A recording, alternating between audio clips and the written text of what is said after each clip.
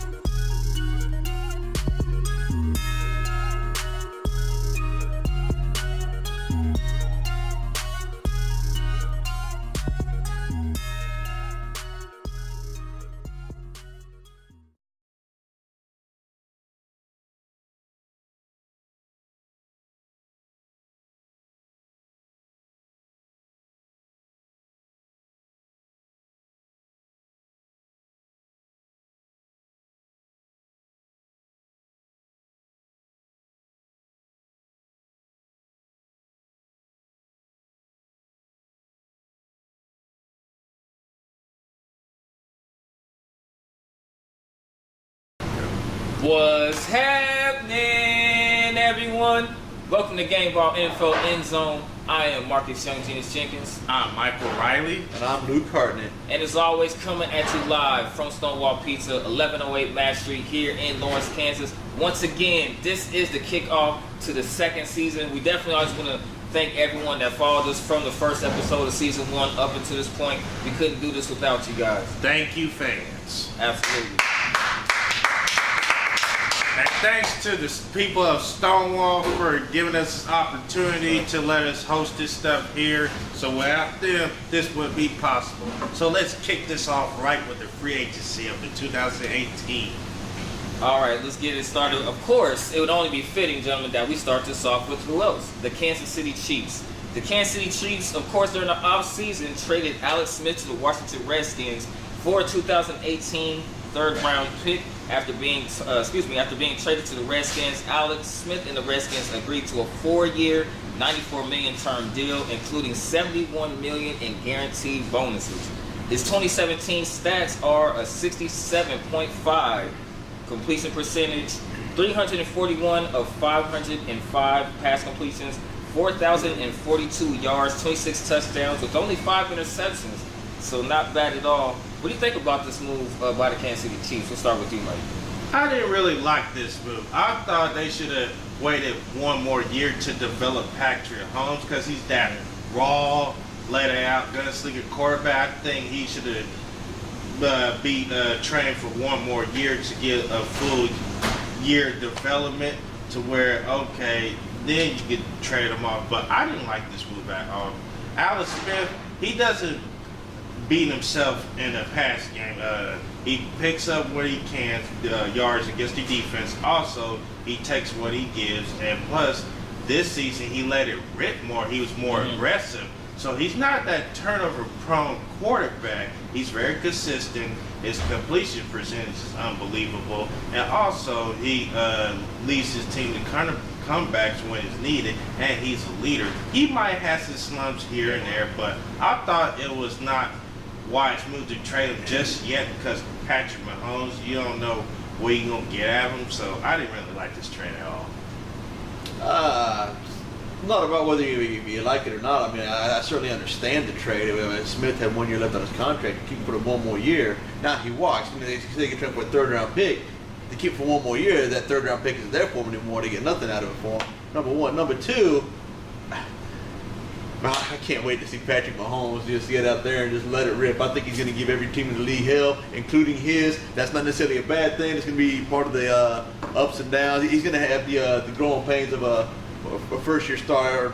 Let's call him what he's a rookie starter. But anyhow, I'm all sorts of excited to get the Mahomes there started. Yeah, that is true about the trade part, but I feel like if you get one more year out of him to develop, he'll be much ready for the NFL than most quarterbacks. Deshaun Watson, that's just rare to throw him under the bus, and he balled out except for the ACL injury. And like Carson Palmer back in the day with the Bengals, he had to wait for about a year and a half to 2.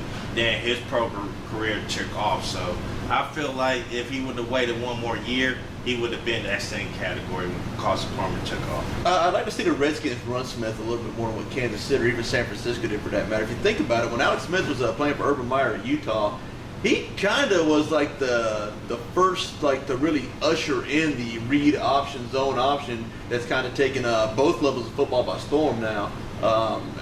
They certainly didn't invent it, but that 2004 Utah team with him at quarterback, they kind of perfected that, where he kind of, does a little dive read or whatever else and so on and so forth, and it's grown to the phenomenon it is today. So he didn't really run too much in Kansas City. I understand it's NFL, the defenders are bigger, faster, he's more likely to get hurt and everything. But, I mean, they could run him, 6 to 8 times a game, I'd like to think. It's definitely an interesting move. I agree with both of you. I mean, I guess the good thing about this, and I'm pretty sure both of you would agree, at least Mahomes isn't getting put into a situation to where they're necessarily in a rebuilding process. You kind of have a solid foundation around him, and of course you have a great quarterback coach such as Andy Reid. So it's definitely going to be interesting to see how this pans off in Kansas City. Once again, Alex Smith traded to the Washington Redskins from Kansas City. We're going to jump to the next team, and that is the Jacksonville Jaguars, and Blake Bortles agreed to a 3-year, $54 million term deal, $26.5 million in guaranteed bonus. His statistics for 2017 follows a 60.2 completion percentage, 523 of pass attempts, 3,687 yards, 21 touchdowns, and 13 interceptions. We'll start with you, Luke. What do you think about this deal with the Jaguars and Blake Bortles? I mean, given the postseason success they had this past season, given the AFC Championship game, and a 10-point lead in the fourth quarter is that championship game, and they picked him with forgive me if I'm wrong, I like he was the 3rd overall pick in the draft. That's you take a number 3 draft pick like that, and he gets you, in his rookie contract, right there on the precipice of the Super Bowl. That's. I'm not an NFL GM, but that's got to be NFL GM 101 right there. You sign that guy. Well, this is good for the Jaguars' salary cap because they have to overpay a quarterback, for instance, like Kirk Cousins with the Minnesota Vikings and so on and so on. I don't think it's a bad deal for the Jaguars. It's kind of telling me like, okay, you got a little bit raised. You got to prove yourself under this 3-year contract. So once you prove yourself, and if you can get to the Super Bowl and maybe win, you can get a big fatter contract down the line. So can he repeat the year that he had of last year? We don't know, because one game he's balling out and the other game he hasn't. He's been hit or miss, inconsistent, especially that terrible playoff game against Buffalo. He had more rushing yards than passing, but he overcame that. So the question is, can't Blake Bortles have a year that he had last year come to with that contract? Only time will tell going forward. Also, you got him more weapons in the passing game as well, despite the tight end problem, and you let go of Allen Hurns with the Chicago Bears. So if they can get him 1-2 more playmakers on that offensive side, he'll be in good shape. But can he eliminate the turnovers? Because he almost had high ratio interceptions to go along with the touchdowns. That's not kind of good going forward. So if he can eliminate that and not be a turnover machine to go along with that running game, they'll be fine. Carolina was facing something similar a few years ago with Cam Newton, and not long after they extended him, 15-1 MVP, NFC champions. So it's a good move by the Jacksonville Jaguars, of course, keeping their quarterback and Blake Bortles in place. So, I mean, you would both agree that this is a kind of a show-and-prove contract. A great year for the Jacksonville Jaguars. So hopefully, it's basically bend but don't break contract. They didn't screw themselves. So that's a win for the Jaguars and the GM, like he was alluding to. So this is like the second step to where if you prove yourself, you can get the bigger contract going forward. So we'll have to see and find out. All right, Blake Bortles will see if he can repeat the year that he had for the Jacksonville Jaguars in 2017. We're going to move forward with the Buffalo Bills. They signed former Indianapolis Colts cornerback Vontae Davis to a one-year term deal for $5 million, including $3.5 million in guaranteed bonus. His 2017 stats include 21 tackles. He didn't record any sacks, however. He didn't have any forced fumbles, as well as also 0 interceptions. Mike, we'll start with you. What do you think about this move for the Buffalo Bills? Just depends on what type of system it is. If he's on another team system and he excels, then this is a good move. But Buffalo secondary, he's kind of get up there in age. He also had the rookie White, who emerged with I think 7 or 6 interceptions last year. That was phenomenal. So can you beat that Vontae Davis like we're used to seeing? I'm not for sure. It's a 1-year, $5 million contract. It doesn't break the bank. So we'll have to see if he can still be that caliber player. He is getting up there in age, but we'll just have to find out and see. Couldn't have said it better myself. I mean, 1 year, $5 million. May as well take a flyer on the guy. You know, throw it to the wall, see if it sticks. But also, you come up from a different defensive scheme because the Colts last year defensively gave a lot of total yards and couldn't really deflect the passes and all that. Plus, he was hurt during the season, so we'll see how he does in Sean McDermott's defense. Yeah, the best pass defense is a good pass rush. So Buffalo is much better at getting after the quarterback than Indianapolis is in the current state. I agree. All right, Vontae Davis, once again, formerly of the Buffalo Bills, now an Indianapolis Colt, 1-year term deal for $5 million. We're going to return back to Kansas City, and we're going to talk about a trade that included the Chiefs. They traded cornerback Marcus Peters to the Los Angeles Rams for a 2018 4th-round pick and a 2019 second-round draft pick as well. The stats for Marcus Peters are 46 tackles. He did, however, record 0 sacks. He did have 4 forced fumbles and 5 interceptions. Luke, we'll start with you. What do you think about this trade for Marcus Peters to the Rams? Not really sure. What I mean, the guy's an immense talent. I think it's if I'm not mistaken, the Rams got to leave as well from Denver. If I'm not mistaken, okay, that's what I thought. That could just be a deadly duo in Los Angeles. But the thing is, his time at University of Washington, he actually finished his Washington Husky career off the team.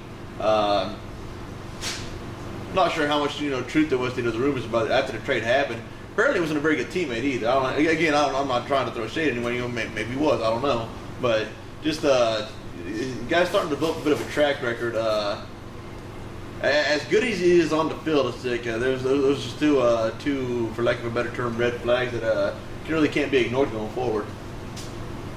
I mean, yeah, you have the off-the-field issues here and there, but I say there was a head-scratcher, bonehead move. I mean, yeah, he might have some trouble here and there, but it's nothing major to where he got arrested and all that. I'm like, you got to mentor him. You got to get some veteran players like, hey, this is not the way we do it and all that stuff. I think it'll be fine. This is the dumbest move by the Chiefs so far. You just trade away your best corner on defense, and when he was on the field, he was basically making the most of the plays on the defense without their strong safety who was injured during the season with the Achilles tear. So you had him picking up the slack. He balled out, make plays and all that stuff. So in my opinion, I say it was a bonehead move going forward. We'll have to see if it will backfire. For the Rams, it's a good move. For the Chiefs, it's bad. I didn't like it. They should at least work out a little bit more with him going forward because he was that dude and a difference maker on defense to make plays. Well, the Los Angeles Rams clearly pick up a talented young player in Marcus Peters. It's a huge get. Absolutely. And we're not really going to see exactly how that pans out until maybe 2, maybe 3 years from now, depending on what the Chiefs actually get with that 2018 and 19 pick. So we'll definitely see what happens. Marcus Peters traded to the Los Angeles Rams once again for a 4th-round pick and a 2018 and a 2019 second-round draft pick. We're going to switch things over to the New Orleans Saints, and former Carolina Panthers safety, Kurt Coleman reached a 3-year contract term deal worth $18 million. His 2017 stats: 76 tackles, 0 sacks, 0 forced fumbles, and no interceptions. Mike, I want to know, starting with you, what do you think about this pickup by the New Orleans Saints? I like this move because it's that veteran leadership, the older guy who can basically let defensive players know what their assignments are, get them in line and all that stuff. It doesn't break their bank. I think they got him for that price of a steal, and he still got years left. He's that caliber player. The stats might not show the interception forced fumble-wise, but he's there to make the plays. He's there to knock down passes, and he also can line up in the blocks to help with the running game, get off blocks as well. So I think he is that still a player for the Saints need at the safety spot, especially on defense in the back end, to help you with the running game and also be effective in the passing game. He's still that major player role, and the Saints, I think, hit a home run with his pick. They didn't overspend like most teams does, because the safety market is not much good this year like it was the previous years. So I think they got a steal to hit a home run with that pickup of Coleman. This is not necessarily Drew Brees' last chance to win a Super Bowl. I think it's his last best chance, though. And for that to happen, they got to take care of the defensive side of the ball. Dude's averaging 4.5, 5 tackles a game. Hard to get, near 80 tackles at that position in the league to begin with. It was a sign. They had to sign him out of necessity. I like the signing. He's more like a linebacker-ish. He's like a hybrid safety, if you want to say, if you agree. So he's a playmaking machine. Yeah, the stats wasn't there in the interception-wise, but he was there at the right place at the right time to make plays at the key moments. Big defensive pickup for the New Orleans Saints. Continuing to reach towards winning another Super Bowl under quarterback Drew Brees and company. We'll definitely see what happens this up-and-coming season. We're going to discuss the Buffalo Bills, and they're signing a former Jacksonville running back, Chris Ivory, and they have reached terms to a 2-year contract worth $5.5 million, including $3.25 million in a signing bonus. His 2017 stats were 112 carries, 384 rushing yards, 1 touchdown, 3.4 yards per carry with 2 lost fumbles. Luke, we'll start with you. What do you think about this pickup for the Buffalo Bills?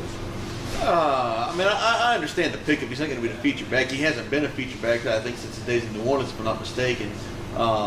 He's more than likely going to retire in Buffalo. I don't see him playing anybody on the 2-year deal. It's kind of a win-win situation.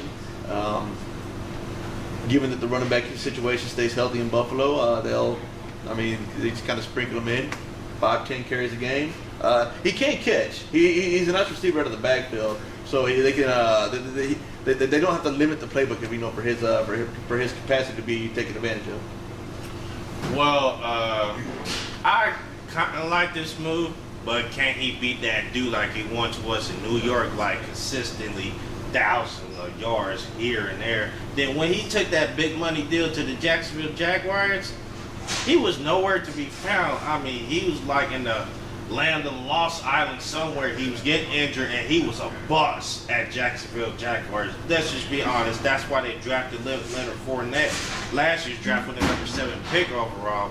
It comes to show you that he was inconsistent and he was hurt with those injuries and due to that big money contract. Can he produce for Buffalo? We'll find out and see. They ain't overpay him, but it's a kind of win-win situation if he's committed. If he's committed to playing football and to get them hard yards and just not have fumble issues and stay healthy, Buffalo got it still, but we'll have to see going forward.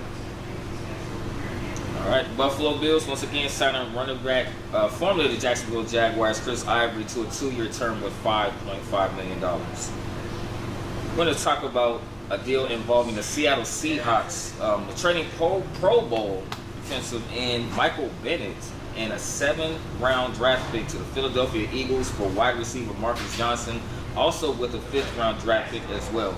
Michael Bennett in 2017, 40 tackles and 8.5 sacks. Mike, we'll start with you. What do you think about this deal with Seattle? The Eagles are trying to be for real. They're trying to we gave up 500 yards in the Super Bowl, still won. We only got 1 sack out of it, which was the game changer. We want to get more sacks, and they got a steal by getting Michael Bennett for good, very highly cheap 5th round pick. I'm like, what else can you say? It's like a still win-win here and there. It's just like, it's a good fit for the Eagles defense because they want to get bigger and faster on the defensive line spot. So they signed him. He is a difference maker. He can play inside and outside and still can get to the quarterback and still stop the run. So overall, Eagles try and fly again. Fly, Eagles, fly until another Super Bowl. This is a good signing for the Eagles. Might be addition by subtraction for Seattle as well. Michael Bennett was a lot of things last year, including a head case. It's sad to see him go because the guy's an immense talent. Like he is as Mike May, he's a. I mean, if Philadelphia didn't win the Super Bowl, he'd be that piece that could put them over the top. He could put them over the top to repeat, I guess, if you want to go that route.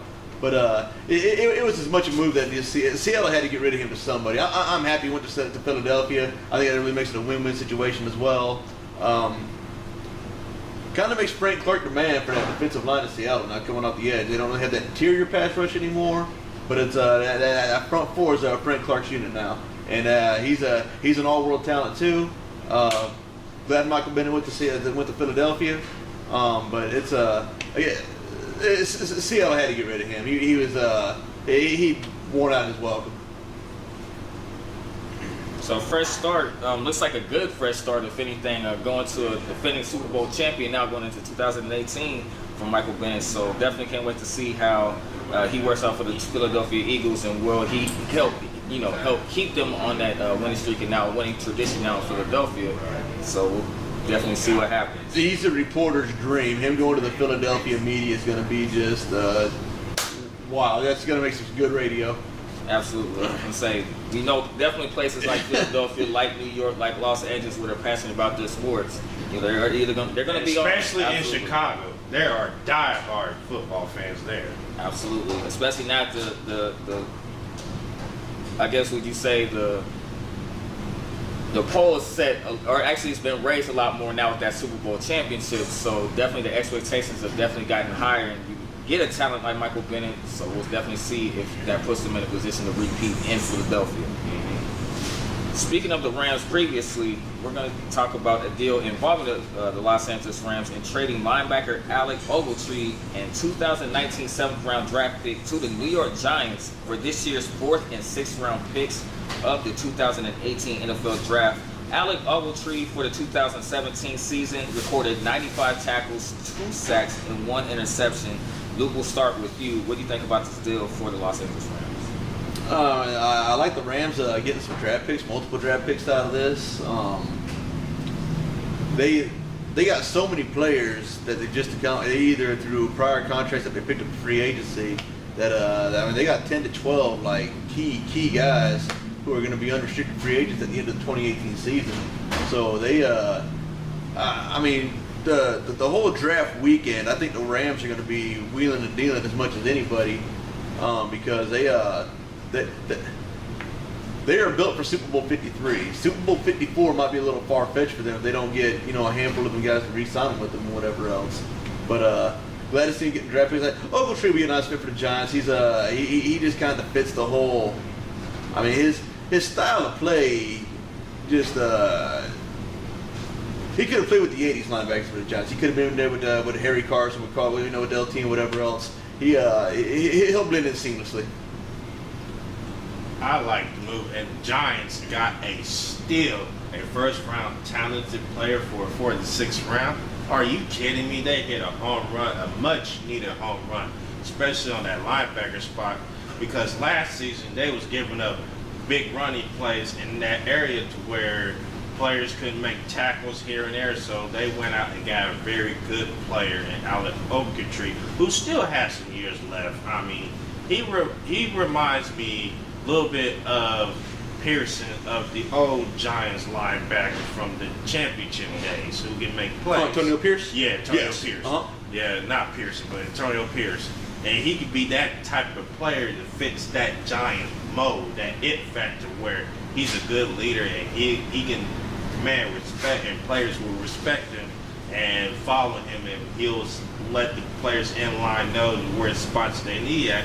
And this could be a success. And the Rams is trying to pick up much picks as they can for the draft since they don't have first or second round picks. So they're just trying to accumulate, see what happens, and we'll go from there. That's a good comparison to Antonio Pierce. I forgot about him. I like that. I also think keep an eye on that 4th and 6th rounder too. I think the Rams, if I had to guess, they're going to take those 2 picks, maybe a 3rd pick, maybe a pick from the 2019 draft, maybe a player or 2 off the roster. Maybe they're going to flip that into a 2nd round pick, maybe into 2 2nd round picks, maybe to a late 1st round pick. Rams are far from finished wheeling and dealing. Absolutely. Giving some and also receiving some at the same time as well. A big pickup defensively for the New York Giants with, of course, 95 tackles, 2 sacks, and 1 interception with Ogletree. So we'll definitely see how he pans out in New York. We're going to jump to the Denver Broncos. They traded Pro Bowler cornerback Aqib Talib for this year's 5th round draft pick. In 2017, he did have 31 tackles and 1 interception as well for the Denver Broncos. Mike, we'll start with you. What do you think about this trade of Aqib Talib? The Rams didn't want to cut him. Not the Rams. The Broncos didn't want to cut him and not get nothing. So there was this close of cutting him and releasing him. So the Rams offered and their pick, whatever, and they finally got a player for a 5th round pick who still has some years left in him. I mean, the Rams are not playing. They're just like, we're going for the jugular. We're going to all in Super Bowl or bust. So I like this move by both teams. The Denver Broncos get a 5th round pick. It could be a key player or key starter there for offense, defense, maybe special teams. And the Rams still get a beast Pro Bowl corner and Aqib Talib, who still has maybe 3 or 4 years left of his career, and he's playing at a high level. The interceptions may not be there, but he can still line up and tackle well. He can play press man coverage here and there, and he's also a very good defender, knocks down passes as well. And he also had that 100-yard return interception against the Cowboys to seal the deal. So he still got some playing years left with him to go along with the trade that they just made with the Chiefs and Marcus Peters, and they got Tremaine Johnson still online. The safety, wow, not Tremaine Johnson, but somebody else. Excuse me from the names, but they still got their defensive backs intact, and they're really, really ready to make a run at it. Rams have put together a very interesting locker room this offseason, if nothing else. I think the only thing that's going to be more entertaining than the product on the field is what's going on in that locker room during the week and whatever else. Personality-wise. What I do like about Talib, he was on the Super Bowl 50 Broncos team. That was a very defensive-oriented team, as evidenced by their performance of all in the Super Bowl and the run-up to it as well. Talib brings that. I mean, he's got. I mentioned a couple red flags for Marcus Peters. I mean, Talib's got a list, this long times 10, right? But what I do like about him, he brings that dog to that defense. He brings that mean streak. He just you want him in your football foxhole, and I just think that he's a. You don't find a lot of guys like that who are as charismatic as he is as well at the same time. So I like the idea of him going to the Rams there. Just that dog that he brings, the charisma, whatever else. I think Denver was going to let him walk at the end of the year anyway. You mentioned he only had 1 year down for the left deal, similar to like how we started the show with Alex Smith. So I mean, I think they could have got more than a 5th round out of it. Maybe Denver can package that 5th round of this upcoming draft to get something else, trade up, whatever. But it's the Rams made out like a bandit on this one. Definitely think it is safe to say. I'm pretty sure you two will agree. I mean, we're just now getting into this free agency talk, and it's definitely clear and evident the Los Angeles Rams have been fairly busy this offseason, and definitely on the defensive end. I think they're definitely trying to get a push to be a Super Bowl contender. So we'll definitely see. This is only the beginning of the 2018 free agency, so this is definitely going to be interesting with a lot more things to come. We're going to jump to the Miami Dolphins and their trade of Pro Bowl wide receiver Jarvis Landry to the Cleveland Browns for a 2018 4th-round draft pick and a 2019 7th-round draft pick. Jarvis Landry, 2017 for the Miami Dolphins. 112 catches, 987 receiving yards, as well as 9 touchdowns. Luke, I'd like to start with you with this. What do you think about the Dolphins trading Jarvis Landry? Not surprised that they traded him. Surprised they traded him to Cleveland, though. Yeah, I think he had really good numbers a year ago. I think he had even better numbers than Tannehill playing last year. Nothing against Jay Cutler, but the guy was, he spent the entire offseason in retirement. I think Tannehill could have, increased that by a little bit more as well. Browns made a few additional moves as well. They got nowhere to go but up to themselves. Kind of curious to know what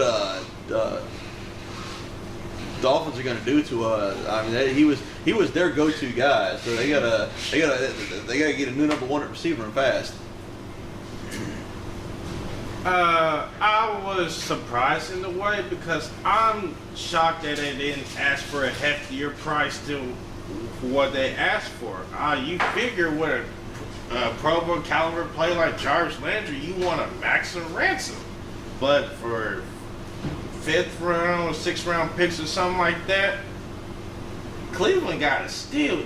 Even though they had a lot of draft picks, Cleveland got a steal for what they paid for it. And good deal win for the Cleveland Browns, bad for the Dolphins because of the pick wise. But other than that, this is a good deal for Cleveland. If I'm Miami Dolphins, I am kicking myself because why did I ask for this low round picks instead of going up higher? Cleveland has all the ammunition in the world. Why didn't you ask for higher picks for Jarvis Landry? I would have for a heavy ransom. 2 number 1s and all that. Why not? But good win for the Cleveland Browns, bad win for the Dolphins. I think the Dolphins should have held on to him longer. Just maybe give it to within 2-3 days of the draft. I think I'm in agreement with you both as well. I think many people were, when this was announced, that they did trade Jarvis Landry to the Cleveland Browns. But what's done is done. We'll see, what obviously what they get for Jarvis Landry. So that's going to be something to be determined with the 4th round pick that they have this year in the 2018 draft, as well as going into 2019 with their 7th round draft pick as well. For the first part, we're going to conclude this with the Buffalo Bills and trading quarterback Tyrod Taylor to the Cleveland Browns. Like we just mentioned with them also receiving Jarvis Landry. Tyrod Taylor was traded to the Browns for this year's 3rd round draft pick. Tyrod Taylor for the Buffalo Bills for the 2017 season, 263 of 420 in pass attempts, 2,799 yards, 14 touchdowns, 4 interceptions, and a 62% quarterback completion rating. Mike, I want to start with you with this one. What do you think about the Browns' acquisition of Tyrod Taylor? I think this is a good move for the Browns. And you got... It's a great move for the Browns. Absolutely.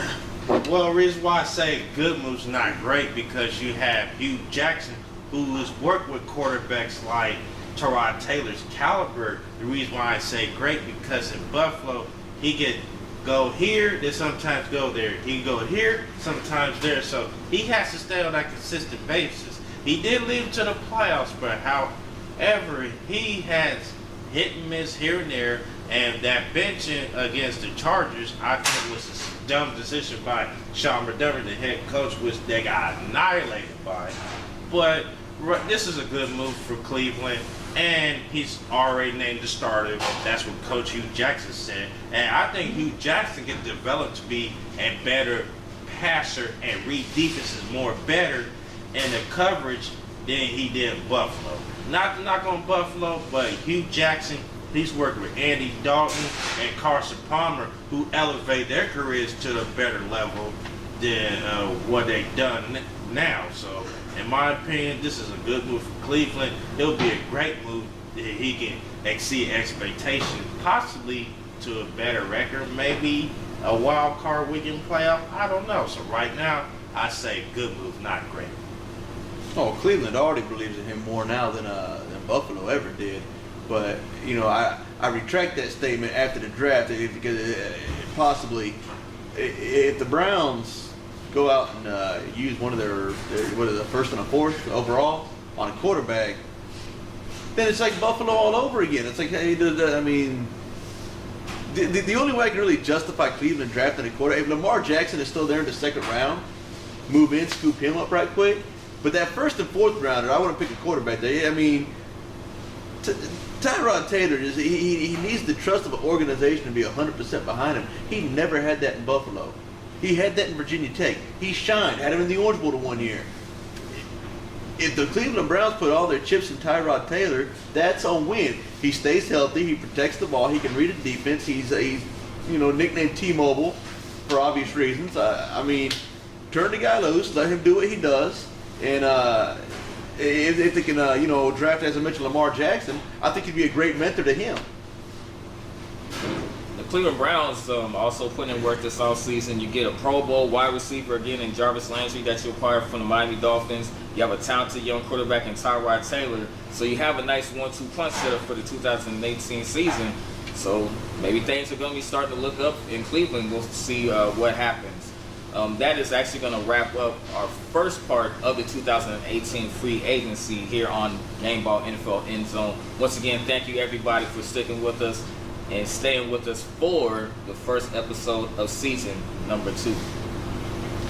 And to follow us on social media, you can YouTube, gck.gnfletv, Twitter, you can follow me at Gameball, on capitalized _ Mike MYKE, and our clothing line website is tokendesignstopeka.com. You can also follow us on our official Twitter page at GCK_GNFLE, and same thing with Instagram. And your social media, Luke? I'm on Facebook at Luke Hartnett. I'm on Instagram at Luke Hartnett. I am on Twitter as Luke Hartnett 2. And also, I failed to mention Facebook at Gameball College Kickoff / Gameball NFL Endzone on Facebook. You can follow us on all social media outlets and cop the gear and all that. And we recently put out workout t-shirts and tank tops as well. So get online, get your gear, and support the movement. Like, share, and subscribe. Help us continue to grow. And we keep doing this for fans like you that support us. Alright, and also you can follow my social media on Twitter and Instagram at JovelENT. That's capital J, lowercase o, VELLE, ENT, all one word. And also, you can hit me up on Facebook under Marcus Jovel ENT Jenkins. Also, Stonewall, also online, you register code for the food price there. You get $10 off. Just go to Grubhub and use the code at Stonewall, and it gives you code letters, and get $10 off for any grub at Stonewall Resturant and Pizzeria in Lawrence, Kansas. That'll do it for Gameball NFL Endzone. We'll see you for part 2 of the 2018 free agency. So far, it's been interesting. The Los Angeles Rams putting in a lot of work this offseason, as well as the Cleveland Browns. The Kansas City Chiefs making a lot of moves as well. This is only the beginning. Stay with us. Once again, Gameball NFL Endzone. We'll see you next time.